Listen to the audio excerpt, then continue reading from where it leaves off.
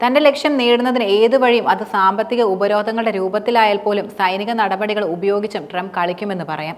ട്രംപിന്റെ എല്ലാം കൈവിട്ടുള്ള കളിയിൽ ഇപ്പോൾ അമേരിക്കയുടെ സഖ്യകക്ഷികൾ പോലും വലിയ അതൃപ്തിയാണ് പ്രകടിപ്പിക്കുന്നത്. മാത്രമല്ല, അമേരിക്ക നടത്തുന്ന നീക്കത്തെ റഷ്യയും സൂക്ഷ്മമായിട്ടാണ് നിരീക്ഷിച്ചു വരുന്നത്. അമേരിക്കയുടെ കുതന്ത്രങ്ങളെയെല്ലാം റഷ്യയേക്കാൾ നന്നായി മറ്റാർക്കും അറിയുകയുമില്ല. റഷ്യൻ അംബാസഡർ അഭിപ്രായപ്പെടുന്നത് ആർട്ടിക് മേഖലയിൽ സ്ഥിരത ശക്തിപ്പെടുത്താൻ റഷ്യ പ്രതിജ്ഞാബദ്ധമാണെന്നും അത് എല്ലാ ആർട്ടിക് രാജ്യങ്ങൾക്കും തുല്യമായൊരു സുരക്ഷാ സംവിധാനം സ്ഥാപനത്തിലൂടെ മാത്രമേ കഴിയുകയുള്ളൂ എന്നുമാണ്. ഏതെങ്കിലും ഒരു രാജ്യത്തിന്റെ പ്രബലമായ റോളിനേക്കാളും മേഖലയിലെ സുരക്ഷയിൽ കൂടുതൽ ഉൾക്കൊള്ളുന്നതും സന്തുലിതമായ സമീപനമാണ് റഷ്യ ആഗ്രഹിക്കുന്നതെന്നാണ് ഇതിലൂടെ പ്രധാനമായും വ്യക്തമാകുന്നത്. പ്രകൃതി വിഭവങ്ങളാൽ സമ്പന്നമായ ഈ പ്രദേശത്ത് അമേരിക്കയ്ക്ക് മാത്രമല്ല മറ്റ് ലോകരാജ്യങ്ങൾക്ക് വളരെയധികം താല്പര്യമുണ്ട്. അതിനാൽ ഗ്രീൻലാൻഡ് ഏറ്റെടുക്കുന്നതിൽ കടുത്ത നിലപാട് സ്വീകരിക്കുന്ന ട്രംപിന്റെ ഈ സമീപനം ആർട്ടിക് മേഖലയുടെ സുസ്ഥിരതയ്ക്കും സുരക്ഷയ്ക്കും വെല്ലുവിളിയാണ് സൃഷ്ടിക്കുന്നത്. നിയുക്ത പ്രസിഡന്റ് ഡൊണാൾഡ് ട്രംപ് അമേരിക്കയുടെ വിദേശ നയത്തെ കൂടുതൽ ശക്തമായി തിരികെ കൊണ്ടുവരുമെന്ന വാശിയിലാണിപ്പോൾ ഉള്ളത്.